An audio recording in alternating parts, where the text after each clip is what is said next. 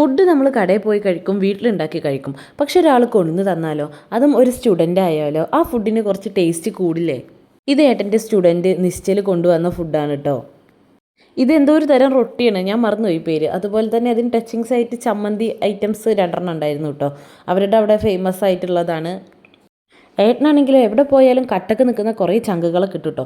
അവിടെയുള്ള ചങ്കുകളിൽ 2 ചങ്കുകളാണ് ഈ പൃഥ്വിരാജ്, അതുപോലെ നമ്മുടെ നിശ്ചൽ എന്ന് പറയുന്നത്. നിശ്ചലാണ് സ്റ്റുഡൻറ്റ്, അവനാണിത് കൊണ്ട് തന്നത്. നമുക്ക് അവിടെ എല്ലാ കാര്യങ്ങൾക്കും ഹെൽപ്പ് ചെയ്യാൻ വേണ്ടിയിട്ട് അവരുണ്ടായിരുന്നു കേട്ടോ. നമ്മളൊരു കുഞ്ഞ് അനുജന്മാരെ പോലെ ഓടി നടന്ന് എല്ലാ കാര്യങ്ങളും ചെയ്തു തന്നിരുന്നു. മക്കൾക്കാണെങ്കിൽ അത് ഭയങ്കര ഇഷ്ടമാവുകയും ചെയ്തവരെ. അപ്പോൾ അവർ ഇത്രയും കാര്യങ്ങൾ നമുക്ക് വേണ്ടി ചെയ്തു തരുമ്പോൾ നമ്മളെന്തെങ്കിലും അവർക്കും ചെയ്ത് കൊടുക്കണ്ടേ? എനിക്ക് സത്യം പറയണമെങ്കിൽ നമ്മുടെ നാടൻ സദ്യ വെച്ച് കൊടുക്കണം എന്നുണ്ടായിരുന്നു. പക്ഷേ സദ്യക്കുള്ള സാധനങ്ങൾ അവിടെ കാര്യമായിട്ടില്ലായിരുന്നു.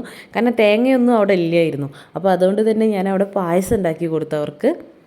സേമിയ പായസം അടപ്രഥമനും കേട്ടോ ഉണ്ടാക്കി കൊടുത്തത്. അവർക്ക് നല്ല ഇഷ്ടമായി. പിന്നെ അവർ വീട്ടിലേക്കും കൊണ്ടുപോയിട്ടുണ്ടായിരുന്നു. വീട്ടുകാർക്കും നല്ല ഇഷ്ടമായിട്ടുണ്ട്. അങ്ങനെ അവരെല്ലാവരും നാട്ടിലേക്കൊക്കെ ക്ഷണിച്ചിട്ടാണ് ഞങ്ങൾ ഇങ്ങോട്ട് പോകുന്നത്. സത്യം പറയുകയാണെങ്കിൽ എല്ലാവരായിട്ടും നല്ല കമ്പനി ആയിട്ട് അവിടെ പോയപ്പോൾ. ലാംഗ്വേജിൻ്റെ ചെറിയൊരു പ്രശ്നം ഉണ്ടായിരുന്നെങ്കിലും നമ്മുടെ കമ്മ്യൂണിക്കേഷനൊക്കെ അടിപൊളിയായിരുന്നു. നാട്ടിലേക്കൊക്കെ വിളിച്ചു, അവർ വരുമെന്ന് വിചാരിക്കണം. അപ്പോൾ അത്രയേ ഉള്ളൂ, ടാറ്റാ.